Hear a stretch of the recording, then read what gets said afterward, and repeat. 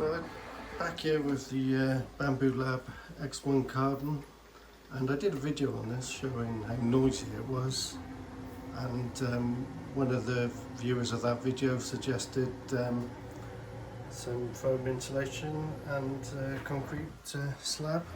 So I went to B&Q, got a cut off of this foam insulation for a fiver, slab for 12 quid, and actually it does help. So turn this fan off next to me so you can hear. Sorry, it's just pigeon filament because I'm doing a multicolour print. But I really do think it has helped actually. I feel more vibration, or it seems like there's more vibration and noise when you're underneath it in the room downstairs.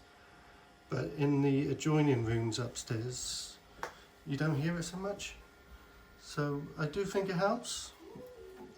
But it's not perfect, but it does help. And here it goes, it's going to start going now, so you'll hear it. I'll be quiet. It's more the fan you can hear actually.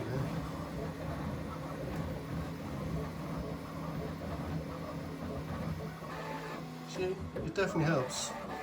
Anyway, have you done this? Does it work for you? I'd be interested to hear.